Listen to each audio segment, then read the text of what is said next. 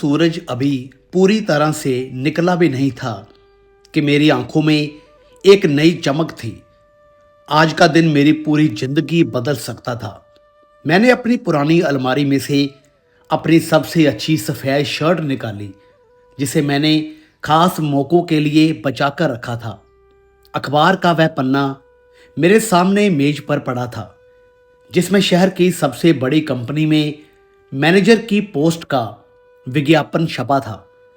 पिछले कई महीनों से मैं बेरोजगार था और घर की माली हालत खराब होती जा रही थी। मैंने आईने के सामने खड़े होकर अपने बाल संवारे और खुद को यकीन दिलाया कि आज मैं ये नौकरी हासिल करके ही दम लूँगा। मेरी माँ रसोई से बाहर आई और उन्होंने मेरे माथे पर तिलक लगाया। उनके चेहरे की झुर्रियों में छिपी हुई उम्मीद मुझे साफ दिख रही थी। उन्होंने बड़े ही प्यार से मेरा हाथ थामा और कहा कि बेटा, आज तेरी मेहनत रंग लाएगी, बस अपना हौसला मत हारना। मैंने अपनी जरूरी डिग्रियों वाली फाइल उठाई और उसे अपने सीने से लगा लिया, जैसे वह मेरी किस्मत की चाबी हूँ। घर से निकलते वक्त ठंडी हवा के झोंके ने मेरा स्वागत किया। गलियों में चहल पहल शुरू हो चुकी थी। मैं तेज कदमों से बस स्टॉप की तरफ बढ़ रहा था। मेरे दिमाग में बस एक ही बात चल रही थी कि अगर आज मुझे ये मैनेजर की नौकरी मिल गई तो मैं अपनी बहन की पढ़ाई और घर के सारे कर्ज चुका दूंगा। सड़कें आज कुछ ज़्यादा ही भीड़ भाड़ वाली लग रही थी, लेकिन मेरा ध्यान सिर्फ अपनी मंजिल पर था। मैं मन ही मन इंटरव्यू के सवालों के जवाब दोहरा रहा था और अपनी जीत के सपने बुन रहा था। मुझे जरा भी अंदाजा नहीं था कि अगले ही पल मेरी जिंदगी में एक ऐसा तूफान आने वाला है जो मुझे एक बहुत बड़े इम्तिहान में डाल देगा और मेरा सारा प्लान बदल कर रख देगा। मैं बस स्टॉप की तरफ अपनी फाइल सीने से चिपकाए तेज कदमों से भागा जा रहा था। मेरे दिमाग में बस वही आलीशान कंपनी और मैनेजर की कुर्सी घूम रही थी।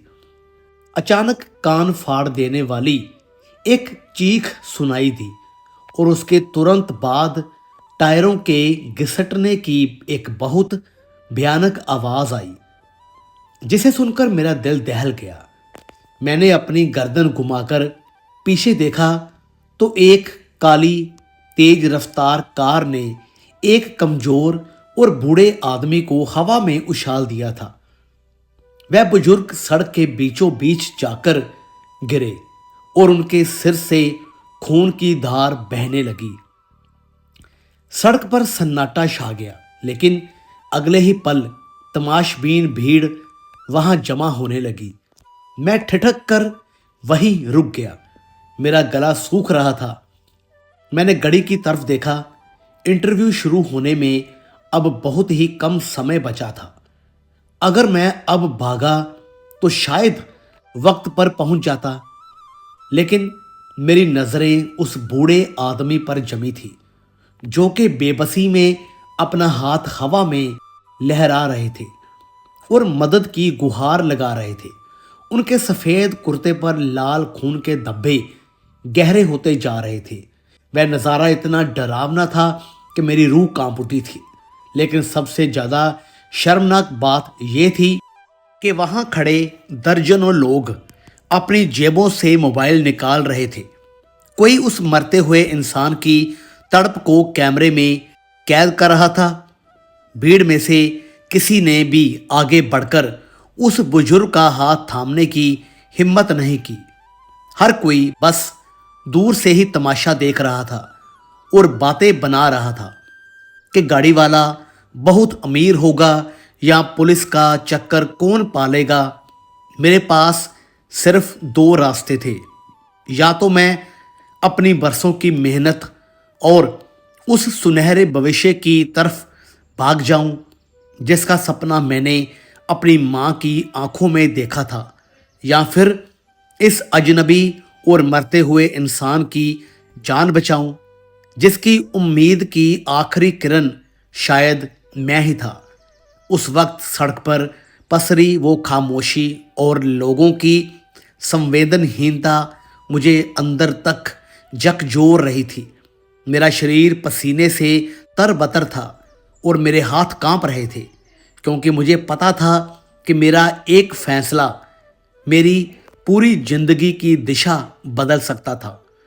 मेरे कानों में अब भी उस बूढ़े आदमी की कराह सुनाई दे रही थी, और दूसरी तरफ मेरी घड़ी की सुई मुझे याद दिला रही थी कि अगर मैं अगले 5 मिनट में यहाँ से नहीं निकला तो मेरी जिंदगी की सबसे बड़ी नौकरी का मौका मेरे हाथ से निकल जाएगा।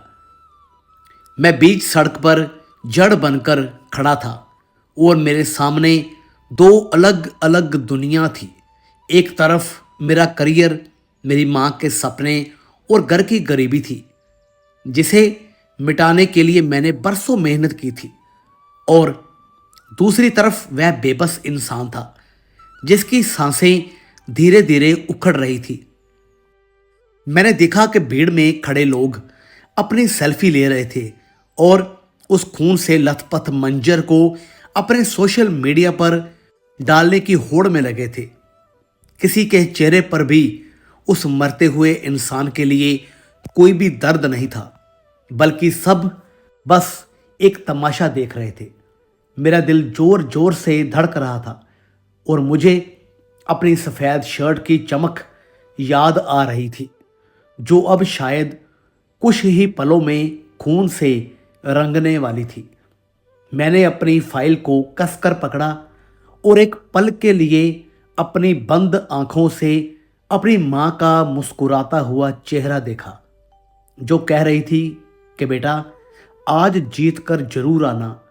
लेकिन तभी उस बुजुर्ग की एक कमज़ोर सी आवाज़ मेरे कानों तक पहुंची, जो कह रहे थे कि बेटा, मुझे बचा लो, मेरे घर में कोई नहीं है। वो शब्द मेरे सीने में तीर की तरह चुभ गए और मेरी अंतर आत्मा ने मुझे झकझोर कर रख दिया। मुझे लगा कि अगर आज मैंने इन्हें यहाँ मरने के लिए छोड़ दिया तो मैं खुद को कभी भी माफ़ नहीं कर पाऊंगा, चाहे मैं कितना ही बड़ा मैनेजर क्यों ना बन जाऊं। इंसानियत का कर्ज चुकाना मेरी पहली प्राथमिकता बन गई थी। मैंने एक गहरी सांस ली और अपनी कीमती फाइल को सड़क के किनारे एक पत्थर के नीचे दबा दिया ताकि वह सुरक्षित रहे, और फिर मैं उस भीड़ को चीरता हुआ आगे बढ़ा। लोग मुझे अजीब सी नज़रों से देख रहे थे, जैसे मैं कोई पागल हूँ जो इस मुसीबत में हाथ डाल रहा है। मैंने अपनी सफ़ेद शर्ट की आस्तीन ऊपर चढ़ाई और बिना सोचे समझे उस बुजुर्ग के पास घुटनों के बल बैठ गया। उनके सिर से निकलता गर्म खून मेरी हथेलियों पर लग चुका था और मेरे साफ सुथरे कपड़े अब लाल धब्बों से भर रहे थे। मुझे नौकरी जाने का डर तो था, लेकिन उस वक्त एक जान बचाने का जुनून उस डर से कहीं ज़्यादा बड़ा हो गया था। मैंने उन्हें सहारा दिया और अपने मजबूत कंधों पर उठाने की कोशिश की, लेकिन वह दर्द से कराह उठे। फिर भी मैंने हार नहीं मानी और उन्हें पूरी ताकत लगाकर अपने ऊपर उठा लिया। अब मेरा पूरा शरीर उनके खून से भीग चुका था, लेकिन मुझे इसकी कोई भी परवाह नहीं थी, क्योंकि मैंने अपनी ज़िंदगी का सबसे बड़ा फैसला अब ले लिया था। मेरे कंधों पर उस बूढ़े आदमी का भारी शरीर था और मेरी सफ़ेद कमीज अब पूरी तरह से लाल खून के गहरे धब्बों से भीग चुकी थी। मेरा दिल इतनी ज़ोर से धड़क रहा था कि मुझे अपनी खुद की धड़कनें अपने कानों में ही सुनाई दे रही थी। मैंने सड़क के बीच खड़े होकर पागलों की तरह हर आती जाती गाड़ी को हाथ दिया और गिड़गिड़ाया कि कोई हमें अस्पताल तक छोड़ दे। लेकिन अफसोस कि उस आलीशान शहर की चमचमाती हुई गाड़ियों में बैठे लोगों के पास एक मरते हुए इंसान के लिए 2 मिनट का समय भी नहीं था। हर कोई बस अपनी गाड़ी का शीशा चढ़ाकर मुझे ऐसे देख रहा था जैसे मैं कोई अपराधी हूँ या कोई पागल जो खून से लथपथ होकर सड़क पर नाच रहा है। सूरज की तपश अब धीरे धीरे बढ़ने लगी थी और पसीना मेरे माथे से बहकर मेरी आंखों में जा रहा था, जिससे मुझे धुंधला दिखाई दे रहा था। लेकिन मेरे कदम नहीं रुके, क्योंकि मुझे पता था कि अगर इन बुजुर्ग की सांसें थमी तो इसका बोझ मैं पूरी जिंदगी अपनी आत्मा पर लेकर घूमूंगा। मेरे जूते सड़क पर घिसट रहे थे और बुजुर्ग का सिर मेरे कंधे पर बार बार ढुलक रहा था। उनकी गर्म सांसें मेरी गर्दन पर महसूस हो रही थी, जो कि अब धीरे धीरे ठंडी पड़ती जा रही थी। मैंने हिम्मत नहीं हारी और सड़क के किनारे खड़ी एक पुरानी ऑटो की तरफ भागा, जिसका ड्राइवर शायद तमाशा देख रहा था। मैंने उसे अपनी फटी हुई आवाज़ में चिल्लाकर कहा कि भाई साहब, प्लीज़ इन्हें हॉस्पिटल पहुंचा दो। मैं तुम्हें अपनी जेब के सारे पैसे दे दूंगा और अगर कम पड़े तो मेरी घड़ी भी रख लेना। उसने पहले तो मेरे खून से सने हुए कपड़े देखकर मना किया, क्योंकि उसे डर था कि पुलिस केस हो जाएगा और उसकी ऑटो गंदी हो जाएगी। लेकिन जब मैंने उसके पैर पकड़ लिए और आंखों में आंसू भरकर उसे अपनी माँ की कसम दी, तो उसका दिल थोड़ा सा पसीज गया। उसने झिझकते हुए मुझे पीछे बैठने का इशारा किया और मैंने बड़ी ही सावधानी से उन बुजुर्ग को अपनी गोद में लेटाया। उनका सिर मेरी जांघों पर था और मैं बार बार उनका हाथ थपथपा रहा था ताकि वह अपनी आंखें खुली रखें। ऑटो वाला गलियों के बीच से अपनी गाड़ी को तेजी से दौड़ा रहा था और हर मोड़ पर मुझे डर लग रहा था कि कहीं बहुत देर ना हो जाए। अस्पताल की दूरी अब भी कुछ किलोमीटर बाकी थी और शहर का ट्रैफिक जैसे हमारी जान का दुश्मन बना हुआ था।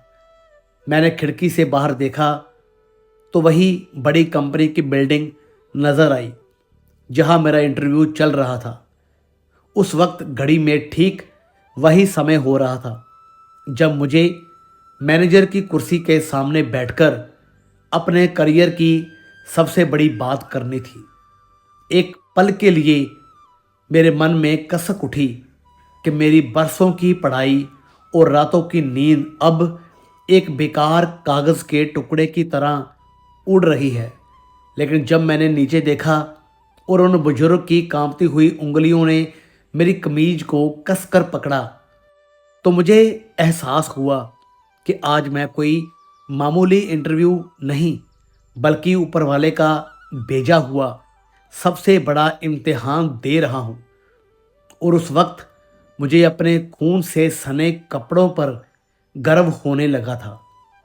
हॉस्पिटल का गेट जैसे ही नज़र आया, मैं ऑटो के रुकने का इंतज़ार भी नहीं कर पाया और दरवाज़ा खोलकर बाहर कूद पड़ा। मैंने उन बुजुर्ग को फिर से अपने कंधों पर उठाया और इमरजेंसी वार्ड की तरफ पागलों की तरह चिल्लाते हुए भागा। डॉक्टर, नर्स और वार्ड बॉय सब मेरी तरफ ऐसे देख रहे थे जैसे मैं कोई कसाई हूँ जो खून में नहाया हुआ है। मैंने स्ट्रेचर पर उन्हें लिटाया और तब तक उनका हाथ नहीं छोड़ा जब तक डॉक्टर उन्हें ऑपरेशन थिएटर के अंदर नहीं ले गए। वार्ड की ठंडी फर्श पर मैं अकेला खड़ा था। मेरे हाथ पैर खून से सने थे और मेरी फाइल कहीं सड़क के किनारे धूल फांक रही थी। मुझे नहीं पता था कि अब मेरा भविष्य क्या होगा, लेकिन उस वक्त उन बुजुर्ग की जान बचने की उम्मीद ने मुझे एक ऐसी शांति दी जो शायद मुझे किसी ऊंचे पद या मोटी सैलरी से कभी नहीं मिल पाती। अस्पताल की सफ़ेद दीवारों और दवाइयों की तीखी गंध को पीछे छोड़कर मैं एक बार फिर से उस सड़क पर खड़ा था जहां से मैंने अपना सफ़र शुरू किया था। मेरा पूरा शरीर थक कर चूर हो चुका था और मेरी वो सफ़ेद शर्ट जिसे मैंने सुबह बड़े चाव से प्रेस किया था अब सूख चुके खून के गहरे कत्थई धब्बों से अकड़ गई थी। मैंने दौड़कर सड़क के किनारे उस पत्थर के नीचे से अपनी फाइल निकाली जो अब थोड़ी धूल भरी और मुड़ चुकी थी। मैंने घड़ी देखी तो कलेजा मुंह को आ गया। इंटरव्यू का वक्त खत्म हुए 1 घंटा बीत चुका था, लेकिन फिर भी मेरे मन में एक धुंधली सी उम्मीद थी कि शायद अगर मैं अपनी मजबूरी बताऊं तो वो लोग मेरी बात सुन लेंगे। मैं लड़खड़ाते हुए कदमों से उस आलीशान कांच की बिल्डिंग की तरफ बढ़ने लगा जिसके बाहर सुनहरे अक्षरों में कंपनी का नाम लिखा था और जहां पहुंचने का सपना मैंने अपनी बंद आंखों से हजारों बार देखा था।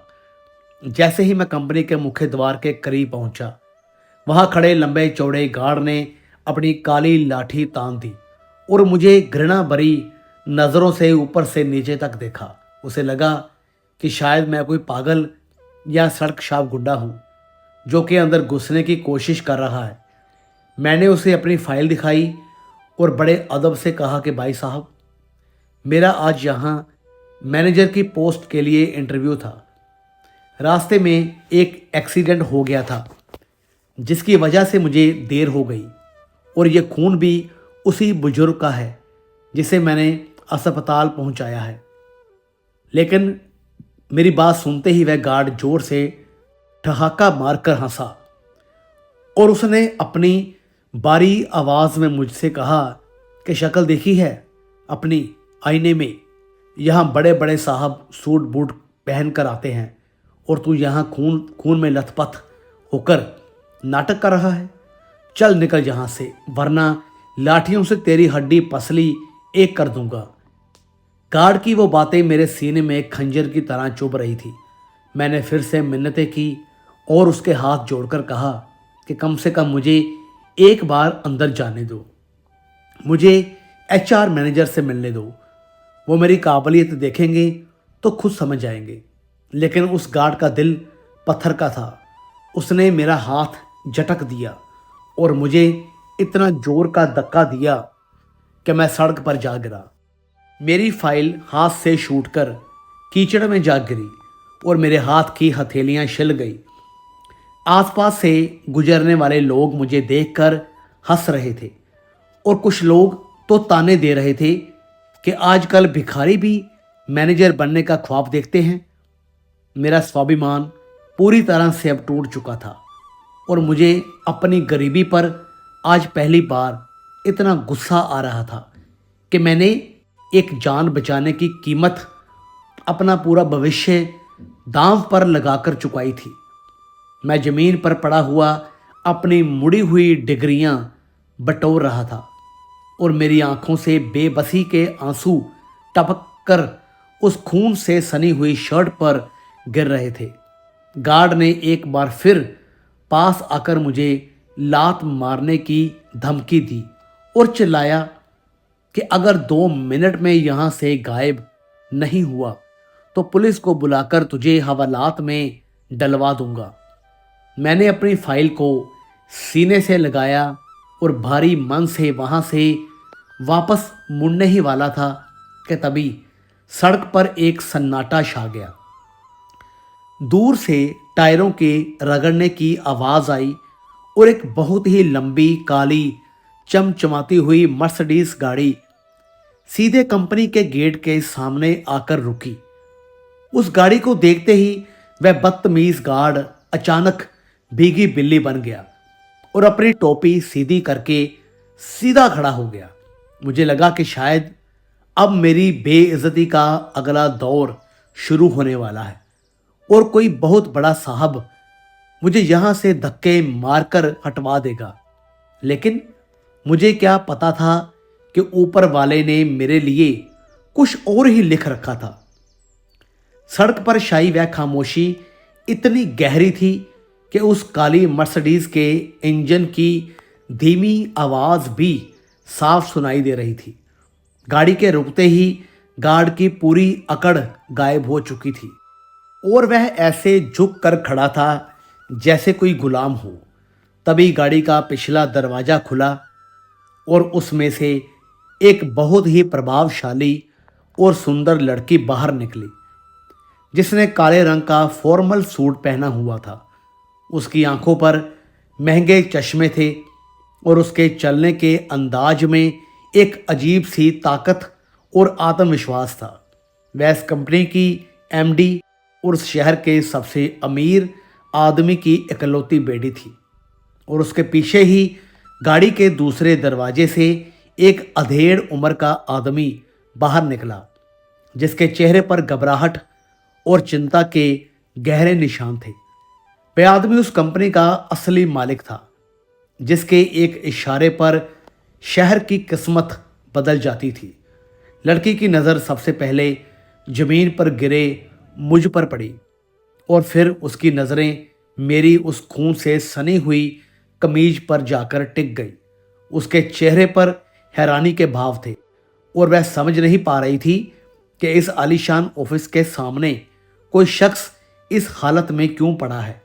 गार्ड ने जैसे ही देखा कि मालकिन मेरी तरफ देख रही है, उसने तुरंत ही अपनी वफादारी दिखाने के लिए मुझे फिर से जोर से डांटा और कहने लगा कि मैडम, आप फिक्र ना करें, यह कोई सरफिरा भिखारी है जो ज़बरदस्ती ही अंदर घुसने की कोशिश कर रहा है। मैंने इसे कई बार समझाया पर यह मान ही नहीं रहा। मैं अभी इसे धक्के मारकर यहाँ से दूर फेंकता हूँ। गार्ड ने जैसे ही मेरा कॉलर पकड़कर मुझे घसीटना चाहा, उस लड़की ने एक बहुत ही सख्त आवाज़ में कहा कि रुक जाओ और अपना हाथ इस पर से हटाओ।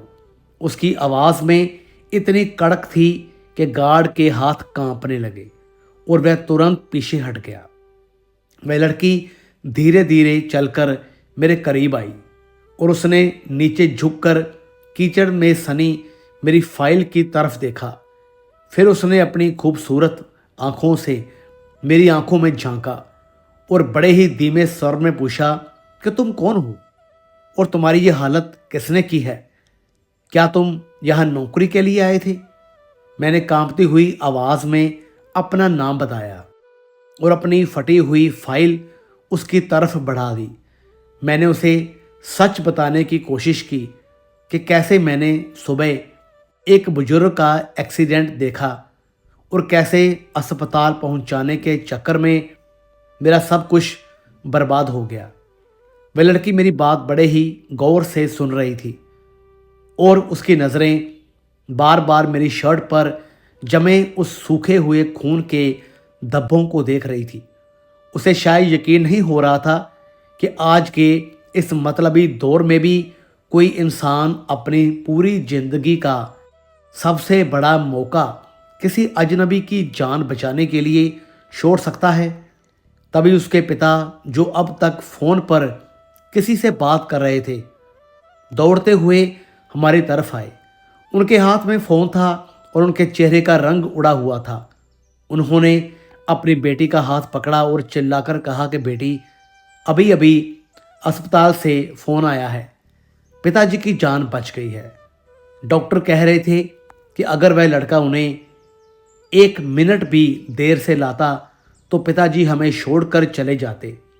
वह फरिश्ता कौन था जिसने मेरे पिता को अपने कंधों पर उठाया और अस्पताल पहुंचाया? मुझे उस लड़के के पैर धोने हैं जिसने मेरे परिवार को बिखरने से बचा लिया। इतना कहते ही उस अमीर आदमी की नज़रें मुझ पर पड़ी और उसने देखा कि मेरे कपड़े ठीक वैसे ही हैं जैसा अस्पताल के डॉक्टर ने फ़ोन पर बताया था। उस अमीर आदमी की आंखों में आंसू आ गए और उसने अपनी बेटी की तरफ देखा, जो पहले से ही मेरी तरफ बड़े सम्मान और हैरानी से देख रही थी। उस पल उस जगह का पूरा माहौल बदल चुका था और वह गार्ड डर के मारे पसीने पसीने हो रहा था। जैसे ही उस अमीर आदमी को ये एहसास हुआ कि उसके सामने खड़ा ये खून से लथपथ मामूली सा दिखने वाला लड़का ही वह मसीहा है जिसने उसके पिता की जान बचाई है। उसके चेहरे के भाव पूरी तरह से बदल गए। वह शख्स जो करोड़ों का मालिक था और जिसके सामने बड़े बड़े अफसर हाथ जोड़कर खड़े रहते थे, वह एक पल में अपनी सारी अमीरी और रुतबा भूल गया। उसने अपनी महंगी गाड़ी और अपनी हैसियत की परवाह किए बिना ही अपनी आंखों से बहते आंसुओं के साथ दौड़कर मेरे कदम पकड़ लिए। वह बीच सड़क पर सबके सामने मेरे पैरों में गिर पड़ा और फूट फूट कर रोने लगा। उसके कांपते हुए हाथ मेरी धूल भरी चप्पलों को छू रहे थे और वह बार बार बस यही कह रहा था कि बेटा मुझे माफ़ कर देना कि मेरे आदमी ने तुम्हारे साथ इतनी बदतमीज़ी की। तुम कोई साधारण इंसान नहीं हो, तुम तो साक्षात भगवान का रूप बनकर आए हो जिसने आज मेरे बूढ़े बाप को यमराज के चंगुल से छीन लिया है। उस अमीर आदमी की बेटी ये मंजर देखकर स्तब्ध रह गई। उसकी आंखों में भी नमी आ गई थी। उसने अपनी पूरी जिंदगी में अपने पिता को कभी भी किसी के सामने इस तरह झुकते हुए नहीं देखा था। वह लड़की जो अब तक खामोश खड़ी थी, अपनी जगह से हिली और मेरे करीब आकर खड़ी हो गई।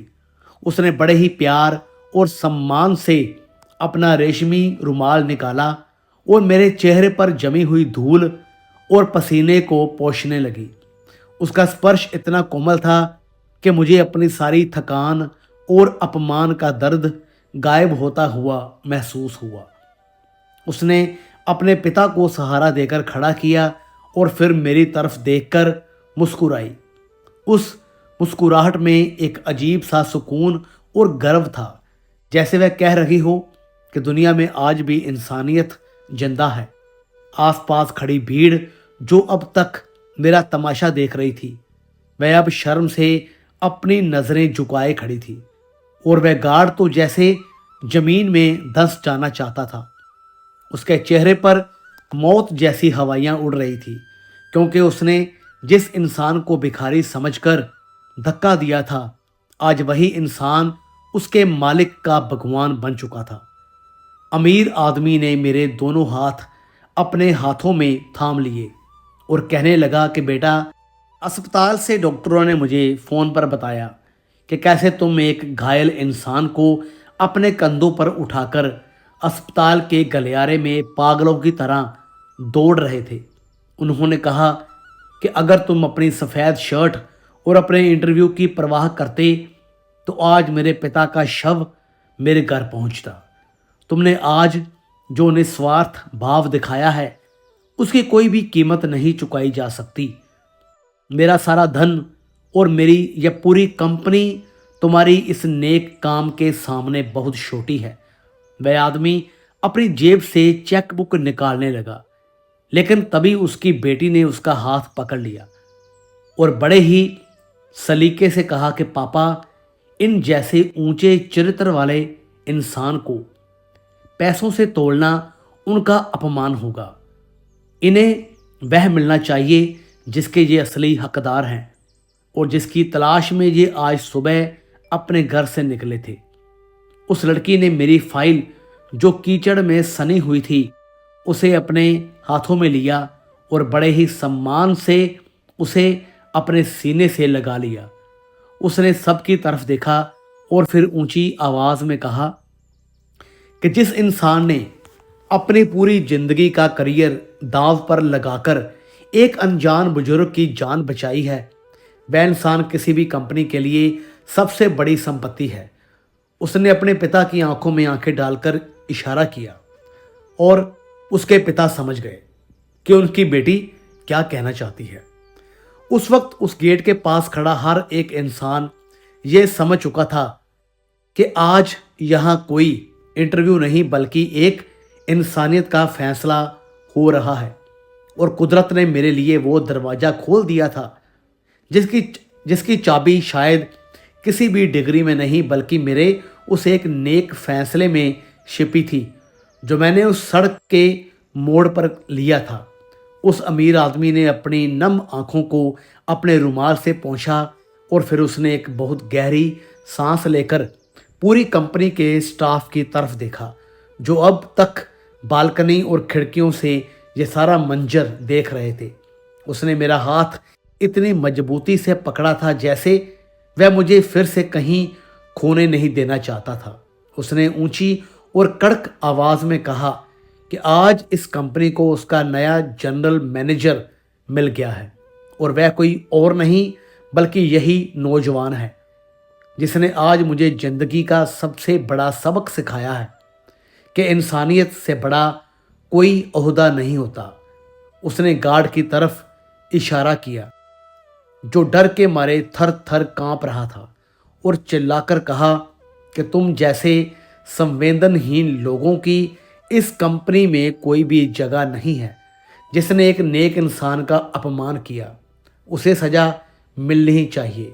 तुम अभी के अभी अपनी वर्दी उतारो और यहाँ से दफा हो जाओ, क्योंकि इस कंपनी की बुनियाद अब ईमानदारी और दया पर रखी जाएगी।